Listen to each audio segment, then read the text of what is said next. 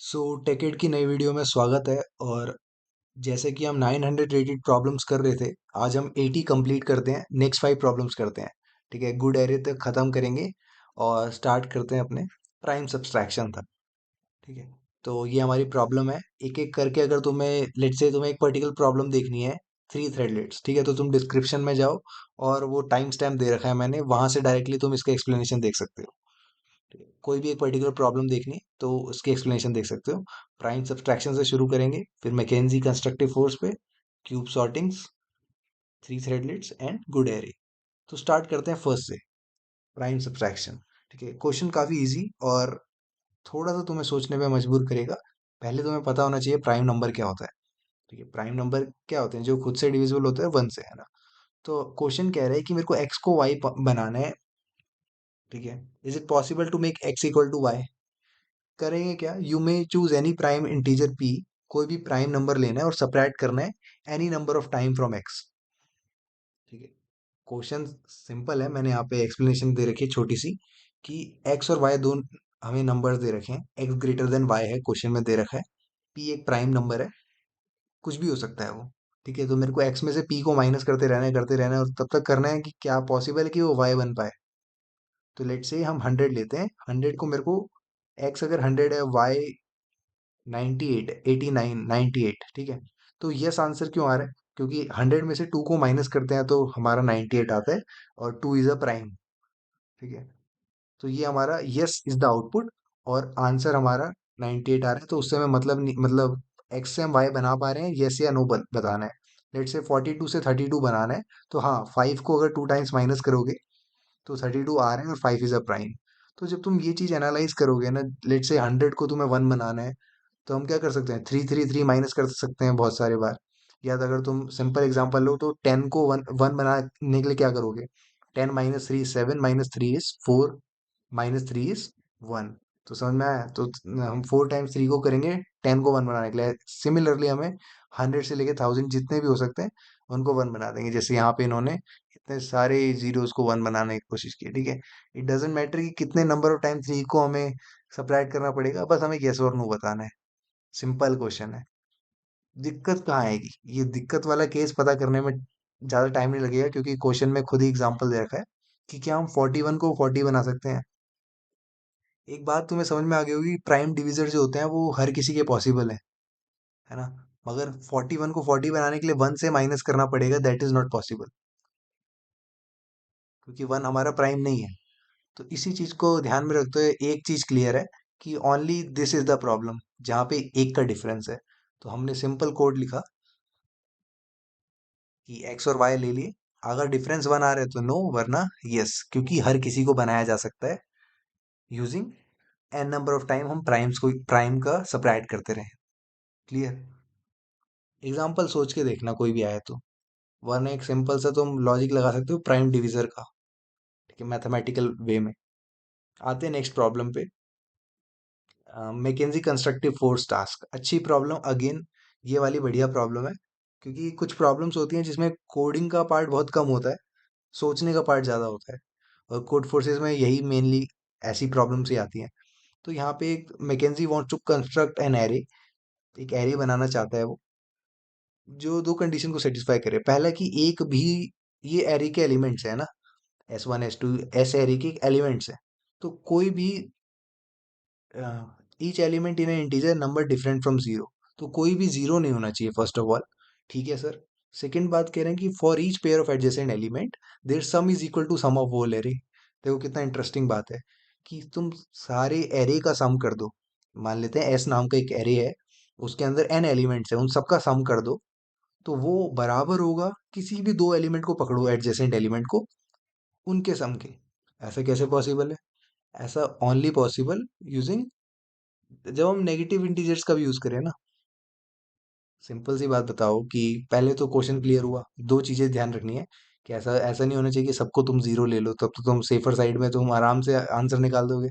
सारी वैल्यूज को जीरो रख के नहीं ले सकते, एक भी जीरो नहीं होना चाहिए। दूसरा ध्यान में इतना तो समझ में आ रहा है कि कोई पॉजिटिव में होगा, कोई नेगेटिव में होगा। एग्जाम्पल के लिए देख लेते हैं। अ, बताते हैं, ठीक है, क्योंकि ये एग्जाम्पल काफी गुमराह करने वाला है, टाइम वेस्ट कर देगा। देखो, इसमें बोल रहे हैं कि दो टेस्ट केस हैं, और दो में देखो कि 9 और 5 ले लिया, तो 9 और 5 का सम होता है 14। ठीक है, तो ये पूरे एरे का सम 14 है, हम अगर एडजेसेंट का भी सम 14 ही है, कितना ऑब्वियस बात है। तुम सोचोगे 9 और 5 ही क्यों लिया भाई, कुछ भी ले सकते थे, तुम कुछ भी ले सकते हो। ठीक है, क्योंकि हमारा ऐसा ही इसके बीच में है, तो इन्होंने एक्सट्रीम वैल्यूज भी लेके दिखा दी कि कुछ भी ले सकते हैं। और 3 में नो भी दिखा दिया, तो हम तो चकरा गए कि भाई ये चल क्या रहा है ना। एक्चुअल में क्या होता है कि जब तीन चार चीज़ों को एग्जाम्पल लेके समझते हैं तो हमें पैटर्न नजर आता है। तो यार हम यहाँ पे से +1 -1 भी ले सकते थे, वो भी तो सेम आंसर देता। ठीक है, तो एक चीज़ लॉजिकल हमें समझ में आती है कि फर्स्ट ऑफ ऑल कोई भी जीरो नहीं होना चाहिए, सेकेंड ऑफ ऑल कि सारे एरे का सम जो होना चाहिए वो बराबर होना चाहिए किसी भी दो एडजेसेंट के सम के। तो थोड़ी सी एक्सप्लेनेशन है इसमें, और तुम्हें इसमें समझना होगा कि भाई यहाँ तक कैसे पहुंचे हम, मजा आ जाएगा बस। देखो, ये चीज समझ में आई कि किन्हीं दो एडजेसेंट एरे एलिमेंट्स को पकड़ो और सारे एरे एलिमेंट्स को पकड़ के सम करो, बराबर आएगा। एग्जाम्पल के लिए अगर क्वेश्चन में 4 बोला गया है, अच्छा ध्यान देना कि इस क्वेश्चन में डिमांड है आंसर की, अगर यस है तो, है ना। नो है तो कोई आंसर प्रोवाइड करने की जरूरत नहीं है, यस है तो आंसर दिखाओ भाई, एक एग्जाम्पल दो हमें। क्लियर? तो ठीक है भाई, इसमें डिमांड थी तो बता देते हैं। तो अगर क्वेश्चन में आता है 4, तो तुम क्या कर सकते हो, -1 + 1 -1 + 1, ये एक वैलिड एरे है, यस तो आ रहा है आंसर, है ना। यस कैसे आ रहा है, क्योंकि देखो इन सब का सम करोगे तो +1 -1 सब कैंसिल हो जाएंगे, जीरो आएगा। तो टोटल एरे का सम भी जीरो है, किसी भी दो एडजेसेंट पकड़ लो उनका भी जीरो ही है। समझ में आया, -1 +1 -1 पकड़ लिया, -1 + 1 सबका जीरो आया। तो क्वेश्चन हमें क्लियरिटी हो गई, क्वेश्चन की, क्वेश्चन क्या कहना चाह रहा था।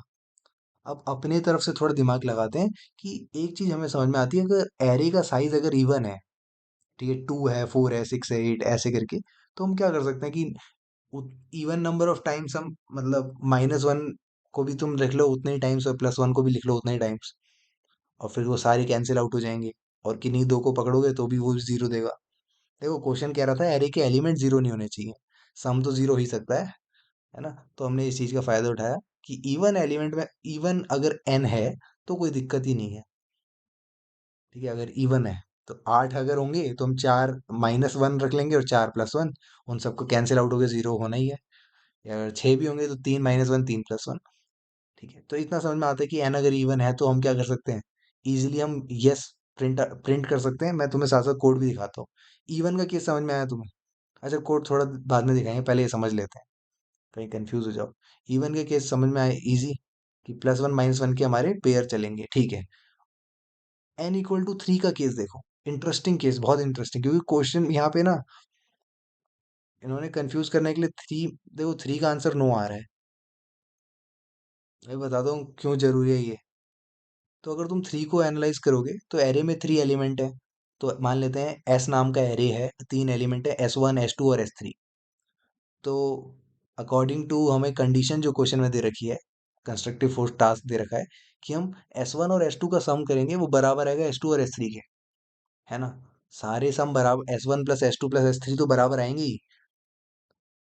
तो ऐसा कैसे पॉसिबल है, मतलब तुम 3 नंबर का सम कर रहे हो। थोड़ा सोच के देखो कि एक एरे में सिर्फ 3 ही एलिमेंट्स हैं, और उन तीनों का सम जो आ रहा है वो किसी दो एलिमेंट का भी सम आ रहा है। ऐसा तो तभी पॉसिबल है जब one of them is zero, है ना। और एक भी जीरो आ गया तो दिक्कत है भाई, है ना। तो ये वॉयलेटिंग है कंडीशन, क्योंकि each element must be non zero. सोच के देखो थोड़ा सा कि 3 एलिमेंट का सम कुछ आ रहा है, और वो दो एलिमेंट का सम भी वही आ रहा है, ऐसा कैसे पॉसिबल है जब तक कोई एलिमेंट जीरो ना हो। ठीक है, तो इसलिए for n = 3 there is no such array exist. ठीक है, अब देखते हैं n ऑड हो तो। 3 भी ऑड था, मगर 3 थोड़ा वैसा केस था, मतलब अभी मैं तुम्हें दिखाऊंगा कि 5 के साथ बनाया जा सकता है कैसे, देखो पहले समझते हैं। n अगर ऑड है, तुम्हें पता है इवन जो होता है वो हम उसको 2k लिख सकते हैं, ऑड के लिए हम 2k + 1 कह सकते हैं, कह सकते हैं ना। तो अगर हमारे पास एक एरे है, हमें इतना तो क्लियर हो गया कि अगर जैसे ए बी ऐसे करके दे रखा है, तो यहाँ पे तुम्हें समझ में आया ऑड नंबर ऑफ टाइम्स है, क्योंकि ए से शुरू हो रहा है और ए पे ही खत्म हो रहा है। तो बी यहाँ पे 2 ही आ रहे हैं और ए हमारे यहाँ पे 3 आ रहे हैं। तो अगर के टाइम्स है तो कुछ ऐसे मान के चलो कि ए जो होंगे वो एक ज्यादा होगा, तो k+1 टाइम्स ए हो गया और k टाइम्स बी हो गया। क्लियर? इतना समझ में आता है कि एरे का ये सिग्मा, मतलब सिग्मा एरे लिखा है मतलब मैंने सबका सम, इस एरे का सारे एलिमेंट का सम बराबर होगा किसके, किसी दो एलिमेंट के सम के जो एडजेसेंट हैं। ठीक है, तो ये कंडीशन तो सेटिस्फाई करनी है हमें। और ये इक्वेशन 1 कैसा है समझ में आया, कि ए जो है वो एक ज्यादा होंगे बी से, क्योंकि ऑड है ना, मतलब टोटल हमारे एरे में ऑड एलिमेंट्स हैं, तो किसी ना किसी को तो ज्यादा होना ही पड़ेगा। और मैं ए और बी को ही क्यों ले रहा हूँ, क्योंकि कॉम्प्लेक्सिटी रिड्यूस करने के लिए। सोच के देखो कि हम अगर ऐसा कर पाए कि किसी दो एडजेसेंट एलिमेंट का सम पूरे एरे के सम के बराबर बना पाए, कितनी अच्छी बात है। तो दो एडजेसेंट एलिमेंट क्या होंगे, सवाल आता है कि दो एडजेसेंट एलिमेंट क्या होंगे।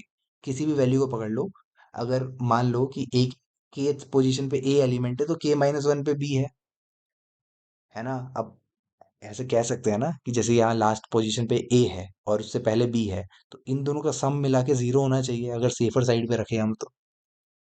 समझ के देखो कि वही मैं वही केस फॉलो कर रहा हूँ, ये +1 - 1 वाला, कि 0 हो जाए, कैंसिल आउट हो गए। ठीक है, तो इस चीज से हमें एक चीज समझ में आती है कि फ्रॉम वन, अगर देखो इसको थोड़ा कंपेयर करो, थोड़ा ध्यान से देखो कि मैं क्या करूं। के ए लिखा है प्लस k-1 भी लिखा है, ये कैसे है समझ में आया। के ए मतलब इस पोजीशन पे, इससे पहले पोजीशन वाला यानी एडजेसेंट वाला k-1 भी, इनका सम जो होगा 0 होगा। ठीक है, अब थोड़ा कंपेयर करो, मेरे को इसका सम 0 लाना है। ठीक है, तुम मैथमेटिकली भी कर सकते हो, और सप्राय वो लगा के सब्स्टिट्यूशन वगैरह करके, वो अलग बात है, मगर थोड़ा कंपैरिजन से जल्दी हो पा रहा है तो कितना आसान है। अब एक बार बताओ कि के रखा हुआ है यहाँ पे और बी रखा है यहाँ पे, k-1 रखा है, यहाँ ए रखा है, तो मैं ए को अगर मैं k-1 मान लूँ, देखो ए को मैंने k-1 मान लिया, ठीक है, और साथ में के रखा है, तो बी को के मानता तो मैं ऐड हो जाता, मगर यहाँ सब्ट्रैक्ट करना है तो माइनस के मान लिया।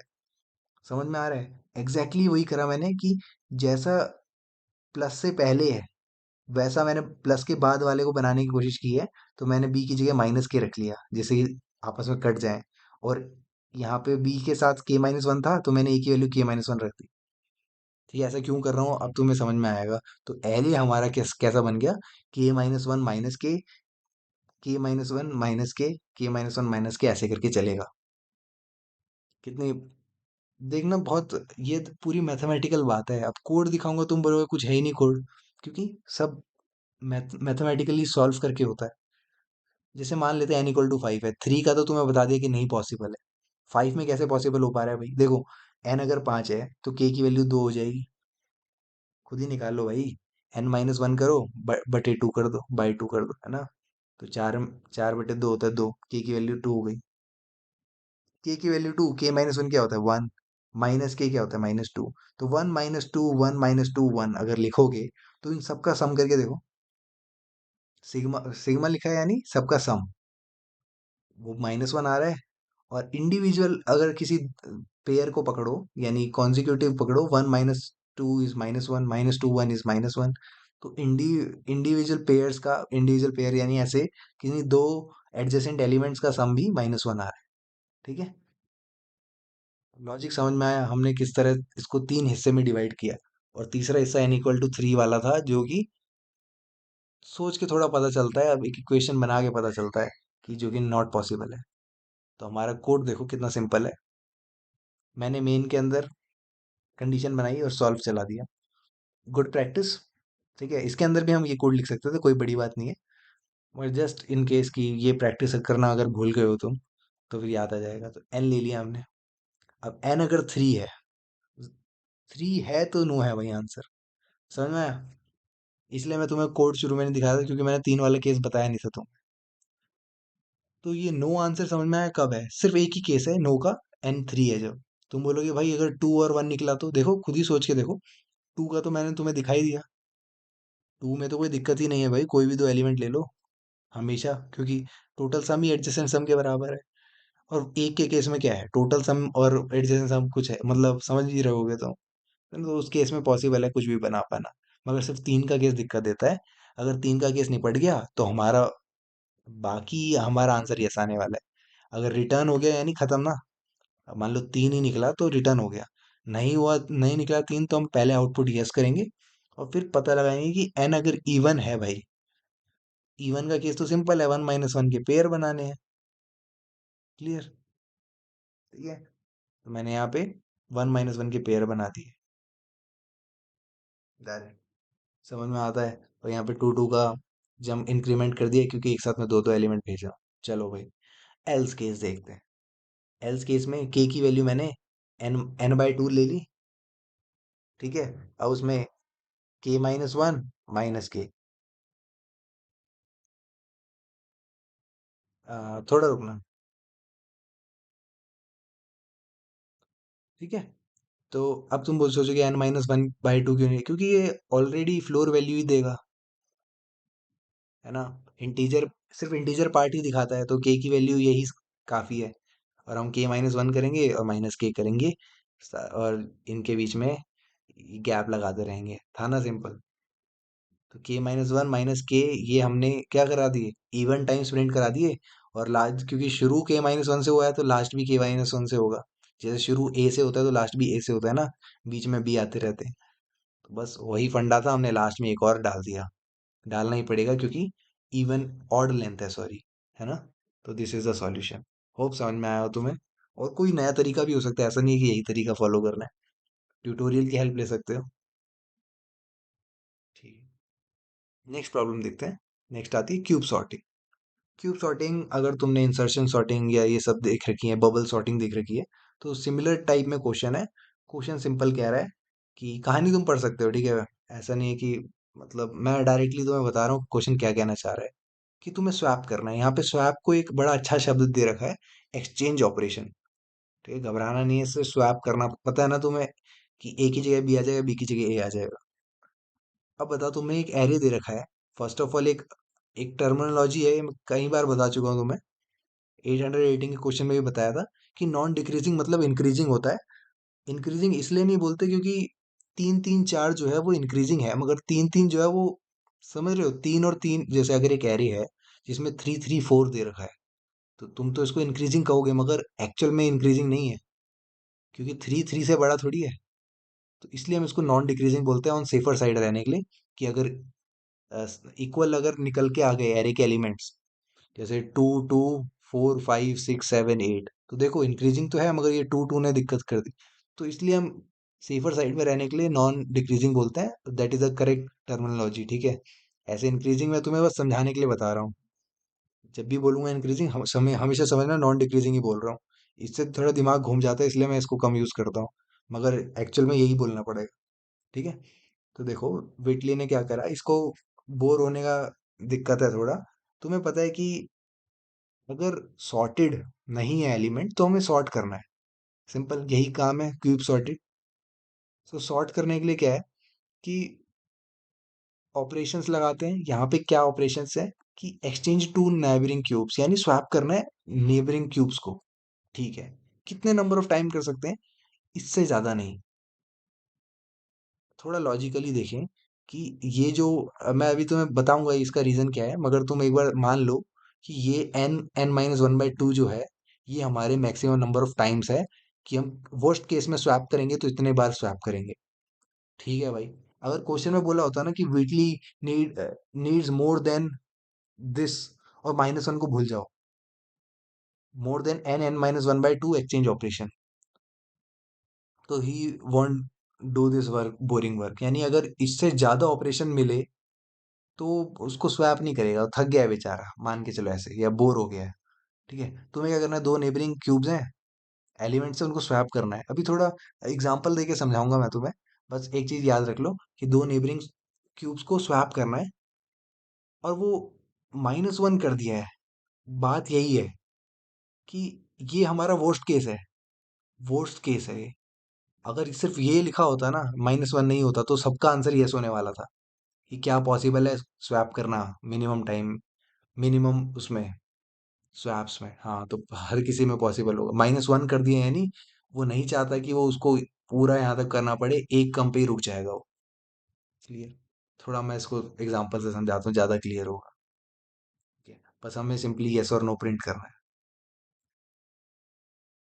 क्यूब सॉर्टिंग देखो, तुम्हारे पास 5 4 3 2 1 है, ये हमारा वर्स्ट केस है, मानते हो इस बात को? क्योंकि हम इसको नॉन डिक्रीजिंग ऑर्डर या फिर हम कह देते हैं कि इंक्रीजिंग ऑर्डर बोल सकते हैं यहाँ पे, क्योंकि यहाँ एलिमेंट्स रिपीट नहीं हो रहे हैं, तो कोई दिक्कत नहीं है। इंक्रीज करना है बाय स्वैपिंग, तो हमें अल्टीमेटली इसको 1 2 3 4 5 बनाना है। तो जरा देखते हैं कि कितने नेबरिंग एलिमेंट का एक्सचेंज ऑपरेशन हो सकता है, या शुद्ध भाषा में बोले कि स्वैप हो सकता है। देखो, 5 को 4 से स्वैप करेंगे क्योंकि 5 बड़ा है भाई, ठीक है। दूसरा 5 को 3 से स्वैप करेंगे, 5 को 2 से, फिर 5 को 1 से, लास्ट में 5 आ गया। तो 5 को एकदम एंड में पहुंचाने के लिए देख रहे हो कितने स्वैप लगे, 1 2 3 4। ये एरो मैंने 4 बार लगाया ना, ये एरो बनाने का मतलब ही है कि मैंने स्वैप करा है, ये कोई अमेजोन का लोगो नहीं है। ठीक है, तो स्वैप करा हमने 4 टाइम्स। अब फोर फोर पहुंच गया यहाँ पे फर्स्ट पोजीशन पे। अब इसको स्वैप करने के लिए कितने बार, 3 टाइम्स स्वैप करना पड़ा। पैटर्न समझना भाई, 5 को लास्ट तक पहुंचाने के लिए 4 टाइम्स स्वैप करना पड़ा। 4 को लास्ट सेकंड लास्ट तक पहुंचाने के लिए, मतलब 4 को सॉर्ट करने के लिए, सीधा बोलते हैं, 4 को प्रॉपर सॉर्ट करने के लिए 3 स्वैप लगे। सिमिलरली फॉर 3 के लिए 2 स्वैप लगे, 2 के लिए 1 स्वैप ही लगा। 1 की बात करेंगे नहीं क्योंकि 1 तक पहुंचने से पहले ही स्वैप मतलब सॉर्टेड बन गया। ठीक है, तो टोटल स्वैप जो लगे वो 4 + 3 + 2 + 1, है ना, इतने स्वैप लगे। या तुम इसको ऐसे कह लो, n n+1/2 तो तुमने सुना होगा, मगर यहाँ पे n5 है, तो इसमें ये गलती मत करना कि n+1/2 कह दो। ठीक है, n5 है तो इस केस में क्या होगा, n n-1/2। जाहिर सी बात है, 5 × 4/2 कितना होता है, 10 होता है, और दिस इज ऑल्सो 10। 4 में 3 में 2 + 1। क्लियर? तो एक चीज समझ में आती है, this is the worst case swaps, number of swaps. तो वर्स्ट केस में तो इतने स्वैप लगेंगे। क्वेश्चन कह रहा है कि -1 मैक्सिमम हो सकता है, मतलब वर्स्ट केस तक पहुंचने से एक कदम पहले। यानी टोटल मान लो कि मैं यहाँ 10 आ रहा है ना, मैं 9 से ज्यादा स्वैप करना ही नहीं चाहता, मेरे लिए काम बोरिंग है, मैं नो कह दूंगा, वरना मैं यस कह दूंगा। तो एक सिंपल सी बात है भाई, जब तू इतना काम करना ही नहीं चाहता है, तो इसका मतलब कि कुछ ना कुछ तो पहले से सॉर्टेड होना चाहिए ना। अगर एक एलिमेंट भी सॉर्टेड निकलता है तो हमारा काम बन गया।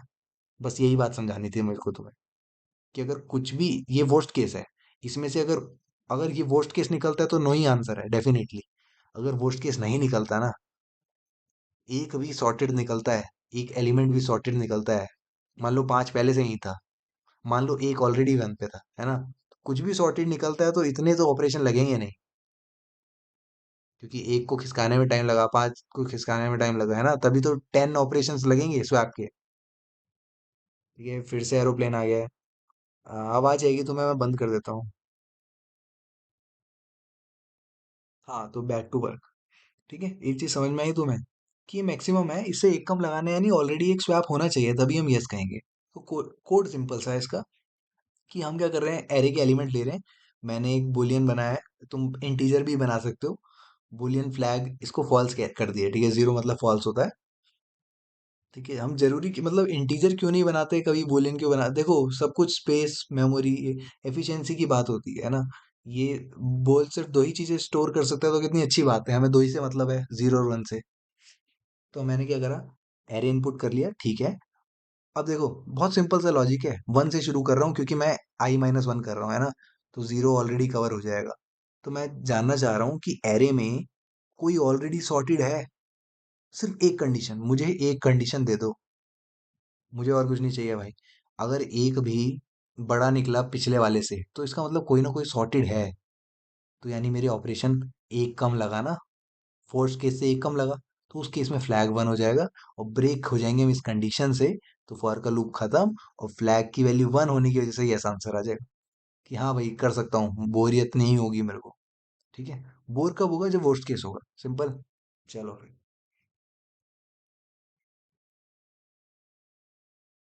सेकंड लास्ट प्रॉब्लम देखते हैं, 3 थ्रेडलेट्स।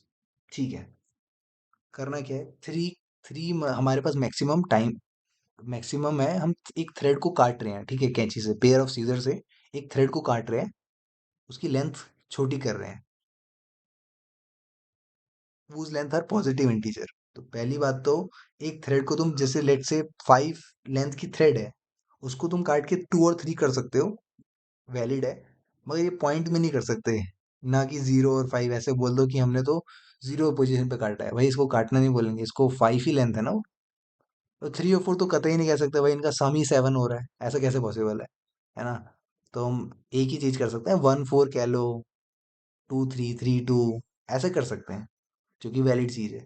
पॉइंट में नहीं कर सकते, 0 नहीं कर सकते, और ऐसे तो गलत ही है।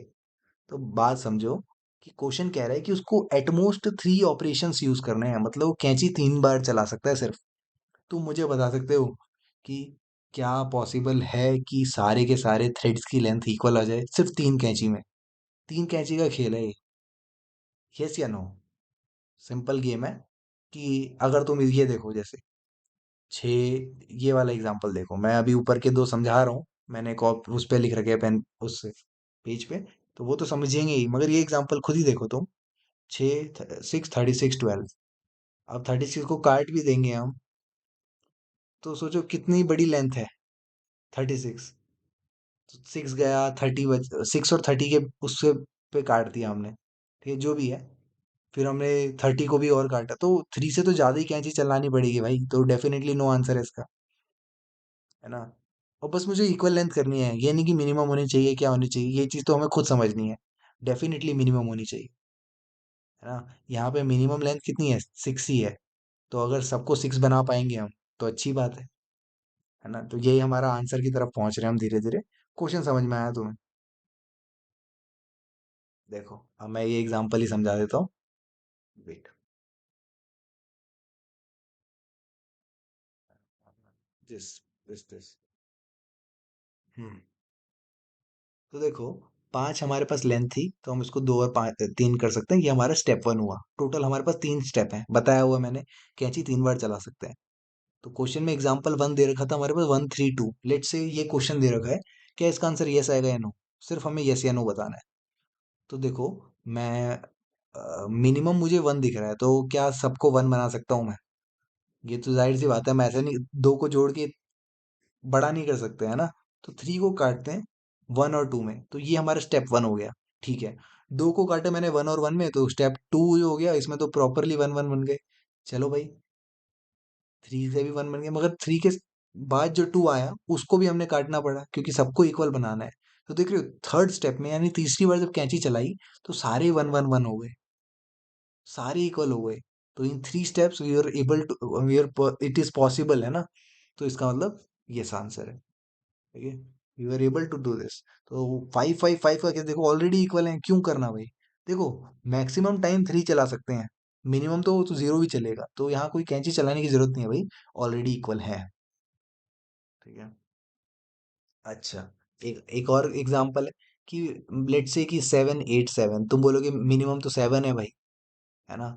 मगर तुम खुद ही बताओ, मैं 8 को जब भी काटूंगा, लेट्स से कि मैं 1 और 7 के उस पे काटता हूँ, तुम बोलोगे चलो 7 7 7 हो गया, मगर ये 1 की वजह से पता है क्या दिक्कत हुई?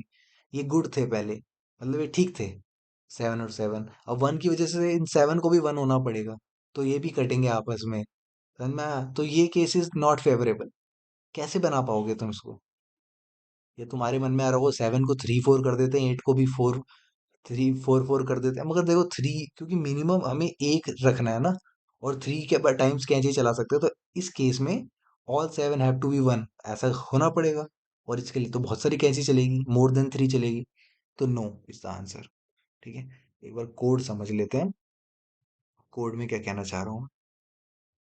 खूब क्वेश्चन समझ में आया होगा, ठीक है। देखो, पहले हमने क्या करा, ए बी सी ले लिए, इनपुट कर लिया, to get minimum value in A. अच्छा, क्वेश्चन में जरूरी नहीं है कि ए जो होगा मिनिमम वैल्यू होगा, ठीक है, कहीं नहीं लिखा कि ए में हमेशा मिनिमम वैल्यू होगा, बस बता रहे हैं कि ए बी सी इसके बीच में होंगे। अब हमें मिनिमम वैल्यू तो चाहिए, है ना। जैसे इस केस में देखो कि से ए सबसे बड़ा निकला, ऐसा भी हो सकता है। तो मैं first of all minimum value के लिए मैंने क्या करा, अगर बी छोटा निकला ए से, तो हम ए की वैल्यू बी रख देंगे, बी की वैल्यू ए रख देंगे। या सी छोटा निकला, तो मतलब जो भी वैल्यू होगी, ए की हमेशा छोटी होगी, जिससे तुम्हें पैटर्न समझ में आए। तो मैं, तो पहला केस तो ये है कि अगर ए बी बराबर है, बी और सी बराबर है, अगर तीनों ही 5 5 5 हैं, तो ये आंसर है। तो उस समय कैंची की यूज करने की जरूरत नहीं है, ठीक है, तीन केस है। पहला केस हो गया जिसमें सारे के तीनों इक्वल है। सेकंड केस है, यही इंटरेस्टिंग केस हम समझने की कोशिश कर रहे हैं, कि अगर मल्टीपल निकलते हैं। देखो, B modulus A equal equal to zero, यानी एक ही टेबल में बी आता है, एक ही टेबल में सी भी आता है, और साथ में B by A minus one. ये थोड़ा समझना, ये दोनों चीजें समझ में आई तुम्हें, पहली दो, कि अगर दोनों एक ही टेबल में आते हैं, और दूसरी ये थर्ड थिंग है कि B by A minus one plus C by A minus one, अगर इनका sum smaller than equal to three आता है, तो यस आंसर। ठीक है, इस चीज को समझना, एल्स नो है। आगे बढ़ूं मैं, कैसे आए ये चीज समझाए? थोड़ा सा सोचोगे तो तुम्हें पता ही चल जाएगा। देखो, कोड है हमारे पास, कोड में इस तरह से लिखा है कि ए की पहले मिनिमम ऑफ ऑल लेनी है, जो मैंने स्वैप स्वैप करके कर ही दिया, ए को मैंने मिनिमम रख दिया। अगर सब इक्वल है, जैसे सात सात सात है, तो यस आंसर है। अगर B and C are multiple of A, let's say example के साथ देखते हैं, ज्यादा क्लियर होता है। ठीक है, सेवन, फोर्टीन और ट्वेंटी वन, ये मान लेते हैं। तो देखो, फोर्टीन को सेवन सेवन में एक बार कैंची चलानी पड़ी, ट्वेंटी वन को फोर्टीन और सेवन में दूसरी बार कैंची चलानी पड़ी, और फोर्टीन को सेवन और सेवन में तीसरी बार, सारे ही सेवन सेवन हो गए, पॉसिबल इन थ्री स्टेप्स। तुम सोचोगे भाई क्यों मल्टीपल होना क्यों जरूरी है, तुम खुद करके देखो, तुम्हें पता चलेगा कि बिना मल्टीपल के तो आगे बात ही नहीं बन रही है। सत्रह, सात, चार, कुछ भी लेके देखो, बिना मल्टीपल के तो भाई पॉसिबल ही नहीं है, क्योंकि मिनिमम थ्री, मैक्सिमम हमें थ्री स्टेप्स यूज करने हैं। ऐसे भी हो सकते हैं छः, बारह, बारह। तुम बारह को छः छः में बांट देंगे पहली कैंची से, दूसरे बारह को भी छः छः में बांट देंगे, तो possible in two steps, that is smaller than equal to three, तो चलेगा। ठीक है, फॉर्मूला हम यूज कर रहे हैं ये वाला। मैंने बताया अभी कि B by A minus one plus C by A minus one. तुम खुद ही सोचो ना, कि हमारे पास total twenty, let say fourteen है ना? फोर्टीन हमारे पास लेंथ की थ्रेड है, उसको हम एट टाइम्स बांट दे रहे हैं। सर मैं, ए टाइम्स बांट दे रहे हैं, और ट्वेंटी वन है, जैसे उसको ए टाइम्स बांट दे रहे हैं, तो इसमें कितना टाइम लग रहा है? थ्री टाइम लग रहा है। और माइनस वन करा, तो आया हमारा one plus two equal to three. कहने का मतलब है कि ट्वेंटी वन को सेवन तक पहुंचने के लिए कितनी बार कैंची चल रही है? दो बार। फोर्टीन को सेवन तक पहुंचने के लिए एक बार कैंची चल रही है। पैटर्न समझ में आ रहा है तुम्हें? कि अगर मैं यहाँ पे, लेट से सेवेंटी होता, सेवेंटी को सेवन तक पहुंचने के लिए कैंची नौ बार चलती, तो हम क्या कर रहे हैं, दस में से एक माइनस कर रहे हैं। यहाँ पे देखो, ट्वेंटी वन बाई सेवन कितना होता है? थ्री होता है। तो क्या कैंची तीन बार चल रही है? नहीं, सिर्फ दो ही बार तो कैंची चली। तो three minus one, two minus one, तो आंसर आया one plus two equal to three, that is smaller than equal to three, तो बात बन गई। सिमिलरली इस केस में भी यही हुआ कि two minus one, one plus one two होता है, जो कि तीन से छोटा है या बराबर। तो इस तरह से हमारा आंसर आएगा ट्रू या यस आएगा इस केस में। एल्स केसेस एंड नो, बाकी सारे केस में नो आया। तो यही था हमारा कोड। होप समझ में आया होगा। लास्ट क्वेश्चन देख लेते हैं, लास्ट एग्जांपल। 80th प्रॉब्लम हमारी गुड एरे। गुड एरे जो है फेयरली अच्छी प्रॉब्लम है, और कहीं बार हम बोल्ड बोल्ड हुई हुई चीजें भी देखने से इनकार कर देते हैं। बहुत इंपॉर्टेंट है, क्योंकि पॉजिटिव इंटीजर पूरा गेम बदल देता है। देखो, इस क्वेश्चन को करने की अप्रोच ही एकदम बदल जाएगी अगर पॉजिटिव इंटीजर नहीं रहेगा तो। ठीक है, फिर तो क्वेश्चन बहुत ही सिंपल हो जाएगा, और एक लाइन में भी कोड हो जाएगा, ऐसा भी हो सकता है। तो मगर ये पॉजिटिव इंटीजर मतलब क्या होता है? वन से शुरू होता है पॉजिटिव इंटीजर, ध्यान रखना। जीरो कंसीडर नहीं होता है ना, नेगेटिव कंसीडर होते हैं, वो तो पता ही है। तो तुम्हें एक एरे को हम गुड तब कहेंगे जब एरे ए तुम्हें क्वेश्चन में दे रखा है।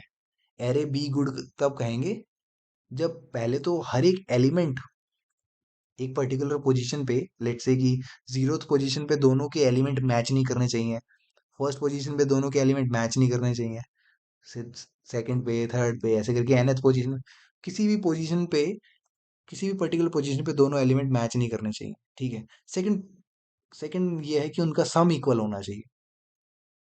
सम इक्वल मतलब कि तुम एक एरे बी बना तो दोगे तुम, वो गुड तभी कहलाया जाएगा।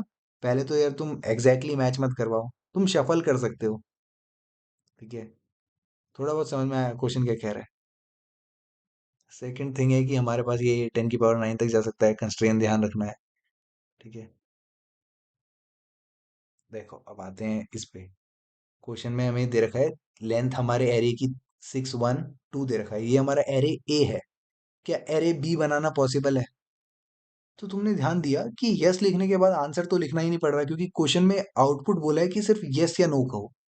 ये तो इतनी अच्छी बात हो गई। देखो, हमेशा ध्यान रखना, मैंने इससे पहले एक क्वेश्चन दिखाया था जिसमें यस के बाद आउटपुट भी देना था, नो के बाद तो कोई आउटपुट नहीं देंगे, है ना। मगर क्वेश्चन एकदम पलटा जा सकता है जब क्वेश्चन में यस या नो ही बोला जाए, क्योंकि तुम उसमें तुम कुछ भी जुगाड़ लगा के आंसर निकाल लो, है ना। जरूरी नहीं है कि तुम एकदम प्रॉपर बता, जैसे यहाँ पे फर्स्ट केस ही देख लो कि 6 1 2 है। हमें एक दूसरा एरे बनाना है जिसका इसका सम आ रहा है 9, है ना। 6 में एक जुड़ा, उसमें दो जुड़ा, 9 आता है। तो देखो, अब गुड एरे इज 3 3 3, हाँ, क्योंकि इसका जीरोथ एलिमेंट 6 है, इसका जीरोथ एलिमेंट 3 है। इसका फर्स्ट एलिमेंट 1 है, इसका फर्स्ट एलिमेंट 3 है, अलग है, दोनों अलग है। इसका लास्ट एलिमेंट 2 है, इसका लास्ट एलिमेंट 3 है, ये दोनों भी अलग है। मेरे को पता है तुम्हें दिख रहा है, मगर ये चीज इसलिए बता रहा हूँ कि क्लियर होगा, कोड भी समझ में आएगा और तुम्हें अप्रोच समझ में आएगी। तो देख रहे हो, इंडिविजुअल जो है एलिमेंट दोनों के अलग अलग हैं। पहली कंडीशन ट्रू। दूसरी कंडीशन क्या थी कि इनका सम जो करो 9 आ रहा है, इसका भी सम 9 ही आ रहा है। तो इसका मतलब ये गुड एरे बनाना पॉसिबल है। मगर क्वेश्चन में कहीं नहीं बोला कि तुम ये बनाओ। इसके कई तरीके से गुड एरे बनाए जा सकते हैं, कह सकते हैं, है ना। क्या तरीके नहीं है वो समझ लेते हैं। ये देखो, बीच में जीरो कहाँ से आ रहा है, जब मैंने तुम्हें बोला है सिर्फ पॉजिटिव चलेगा, तो जीरो आने की दिक्कत क्यों कर रहे हो भाई। ये देखो, तो भाई 5 में 4 जुड़ते 9 होता है, बीच में 2 आ गया, ये तो सम ही बहुत ज्यादा हो रहा है, ये भी नहीं चलेगा। साथ में ये देखो, ठीक है मानते हैं तुमने 9 कर तो दिया, मगर ये आखिरी वाले को देखो, जो सेकंड पोजीशन है, अगर हम इंडेक्स 0 से शुरू करें तो ये सेकंड पोजीशन पे 2 आता है ना। तो सेकंड पोजीशन पे यहाँ पे भी 2 आ रहा है भाई, ये तो सेम हो गए, है ना। थर्ड एलिमेंट, या इसको हम सेकंड पोजीशन बोल रहे हो, थर्ड एलिमेंट, क्योंकि एरे 0 से शुरू होता है। यहाँ पे फर्स्ट सेकंड थर्ड एलिमेंट ऐसे करके बता रहे हैं। थर्ड एलिमेंट दोनों के 2 हैं, तो this is also not correct, good नहीं है। तो हमें क्वेश्चन को अप्रोच करने के लिए हमने क्या करा, बड़ा इंटरेस्टिंग से अप्रोच लगाया। देखो,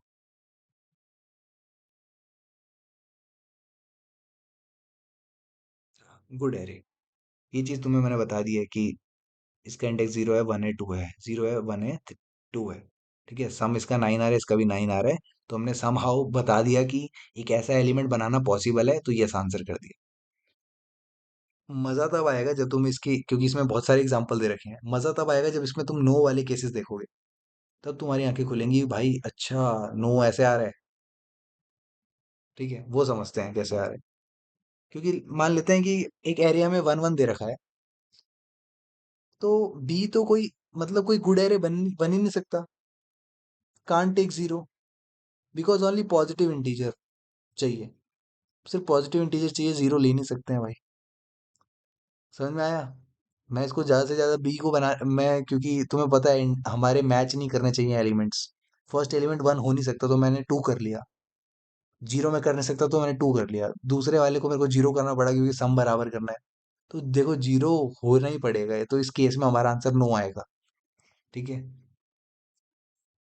इस केस में भी नो आने वाला है, क्योंकि तुम समहाउ 1 की जगह 2 रख सकते हो। तुम क्या कर सकते हो कि पोजीशन इंटरचेंज कर सकते हो, मगर ये आखिरी के 3 1 कहाँ जाएंगे भाई। ये चीज भी ध्यान रखनी है ना। या तो मोर देन हाफ जो है वो 1 ही है, तो कैसे हम मैनेज कर पाएंगे। तो इस चीज का ध्यान रखते हुए हमने कोड लिखा। कोड बड़ा अनोखा है। देखो, कि तुमने एल एल क्यों लिया, समझ में आया, क्योंकि हमने यहाँ पे 10 की पावर 9 देखा। तो ध्यान रखना इस चीज का, कि कहीं, हाँ, इसका एरर आ जाए। तो हमने सम को 0 रखा, सम करते रहे, जो जो हमें मिलता जा रहा है उसका सम करते जा रहे हैं। सम करना क्यों जरूरी है, क्योंकि कहीं ना कहीं तुम्हें आइडिया लग ही रहा है कि उनका सम बराबर होना चाहिए।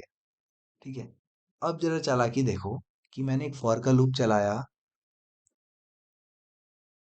और मैं क्या कर रहा हूँ, सम में से सबट्रैक्ट कर रहा हूँ 2 को, अगर 1 है वो, क्योंकि इस 1 ने मेरा जीना मुश्किल कर रखा है, इस 1 ने। तुम एक बात बताओ, तुम्हारे पास एक एरे है, ठीक है, थोड़ा ध्यान से समझना कि 6 1 2 है। अब तुम्हें बताने की एक नया एरे बनाना चाहता हूँ मैं, बी एरे बनाना चाहता हूँ। तो सम उसका बराबर है सबके साथ। तो मैं क्या कर सकता हूँ कि सारे एलिमेंट्स में से एक एक माइनस कर दो। 6 में से 1 गया, 1 में से 1 गया, लेट से मान लेते हैं। ठीक है, तो यहाँ पे सिर्फ 3 ही एलिमेंट है, मतलब सारे एलिमेंट्स को माइनस वन कर दो और आखिरी वाले में सारे जोड़ दो। n-1 1 जोड़ दो। सर कहने का मतलब समझ में आ रहा है कि तुम्हारे पास अगर इतने सारे एलिमेंट्स हैं तो तुम पहले n-1 एलिमेंट यानी एक एलिमेंट को आखिरी वाले को छोड़ देना, पहले के सारे एलिमेंट्स में से -1 कर दो, क्योंकि हमें इक्वल वैल्यू नहीं लाए, और लास्ट में जितने भी -1 करे हैं उन सारे 1 को लास्ट में जोड़ दो। कर सकते हैं ऐसा, पॉसिबल था, है ना। मगर इस 1 ने हमारा दिमाग खराब कर रखा है, क्योंकि हम जैसे ही 1 में से -1 करते हैं 0 हो जाता है। That is not possible. तो इस 1 की वजह से हमने क्या करा, सम में से -2 करते गए, एल्स सम में से -1 करते रहो। ठीक है, अगर हमारा सम जो है, ये चीज समझो कि 1 के अलावा कुछ भी आया -1 ही करना है। अब 1, अगर 1 आता है तो -2 करना है। ठीक है, अभी बताता हूँ क्यों। तो अगर सम हमारा 0 से छोटा आ रहा है, या n की वैल्यू 1 है, अगर देखो n की वैल्यू 1 होगी तो यानी एरे के अंदर कोई एक ही एलिमेंट है। एरे ए है हमारे पास, बताया ना, 2 एरे हैं ए। तो क्वेश्चन में n की वैल्यू 1 दे रखी है, एरे के अंदर जो भी होगा हम उससे कैसे पंगा ले सकते हैं भाई, क्योंकि बी के अंदर भी एक ही एलिमेंट होना चाहिए। तो दैट इज नॉट पॉसिबल कि दोनों एलिमेंट अलग अलग भी हों, उनका वो इक्वल भी हो, है ना। तो ऐसे केस में हमारा नो आने वाला है, ये तो ऑब्वियस बात है। ये समझ में आया क्यों ऑब्वियस बात है, क्योंकि एक ही एलिमेंट रहेगा तो अलग कैसे हो सकता है। ये थोड़ा समझने वाली बात है कि सम अगर 0 से छोटा निकल गया तो नो क्यों आ रहा है। ठीक है, तो उससे पहले मैं एग्जांपल समझाना चाहता हूँ जो मैंने यहाँ लिखे हैं। कोड तुमने देख लिया, सम 9 है। पहला ये देखो, 6 में 1 जुड़ा 2 जुड़ा 9 होता है। तो 0 इंडेक्स पे हमने क्या करा, क्योंकि 6 क्या है, 1 तो नहीं है, तो -1 कर देंगे। देखो अगर 1 आता है तो -2 करेंगे, वरना -1 करेंगे। तो 6 में से एक, सॉरी 9 में से 1 गया, 8 होता है। सम में से हटा रहे हैं ना, 8। फर्स्ट पोजीशन पे 1 दिख रहा है, 8 में से 2 गया, 6 होता है। अगली पोजीशन पे 2 दिख रहा है, तो 1 तो है नहीं, तो -1 कर। 6 में से 1 गया, 5 बचा। पॉजिटिव है तो यस, तुम बना सकते हैं, पॉसिबल है, जो कि बना भी गया है। एक गुड एरे बनाया जा सकता है इसका। अब इसका देख लो, जैसे सम है इसका 1 और 1 2। तो देखा, 0 इंडेक्स पे 1 है, तो हमने क्या करा, -1 करके -2 करके 0 बना दिया। फर्स्ट इंडेक्स में माइनस, नेगेटिव हो गया, नो आंसर है। ये वाला भी केस देखो, सम 6 आ रहा है, मगर जैसे जैसे हम -1 देखेंगे -2 कर देंगे, बाकी वैल्यू कुछ भी होगा -1 कर देंगे, नेगेटिव आ रहा है ना। ये वाला केस में बता ही दिया कि अगर n की वैल्यू 1 है तो एरे में कुछ भी होगा, b की वैल्यू तो 5 होगी, क्योंकि इक्वल तो हो नहीं पाएगा ये। b के एलिमेंट को डिफरेंट भी होना पड़ेगा और इक्वल भी होना, कैसे पॉसिबल है ना। तो एक चीज समझो, ऐसा हम कर क्यों रहे हैं कि -1 कर रहे हैं बाकी सब में से, और सब में -2 कर रहे हैं, क्योंकि इसको एडजस्ट करने में दिक्कत होगी भाई। तुम इसको कुछ इस तरह समझो कि तुम्हें 1 को कैसे ना कैसे करके एडजस्ट करना है ना। तुम्हें +1 करना है। बाकियों के केस में तो तुम्हें दिख ही रहा है कि हम क्या कर रहे हैं, गैप, मैं एक्चुअल में गैप बढ़ाना चाह रहा हूँ, जिससे कि एडजस्टमेंट हो पाए। ठीक है, और वो गैप जो है वो 2 से काम चल जाएगा। बात समझो कि बाकियों के केस में जो 1 नहीं है उसमें तो -1 कर दो, कोई दिक्कत की बात नहीं है। ठीक है, -1 कर दो, क्योंकि लास्ट में जाके सब में जुड़ने ही वाला है। मैं बस डिफरेंस ज्यादा लाना चाहता हूँ यहाँ पे, एरे बी को यहाँ पे डिफरेंस ज्यादा लाना चाहता हूँ। The reason is same. Okay, कि हम गैप चाहते हैं जिससे कि हम उस 1 को फुलफिल कर सकें, कि 1 को आगे बढ़ा सकें, है ना। तो ये कुछ इस तरह था ये क्वेश्चन। होप समझ में आया हो। थोड़ा ध्यान से सोचोगे या इस चीज को समझने की कोशिश करोगे तो आ जाएगा। ठीक है, तो आज के लिए हमारे पास इतनी प्रॉब्लम्स थी, और बाकी और भी सॉल्व करेंगे। तो आज 80 प्रॉब्लम्स हो गई हैं। कोई डाउट हो तो कमेंट में पूछ लेना। आज के लिए इतना ही, थैंक यू।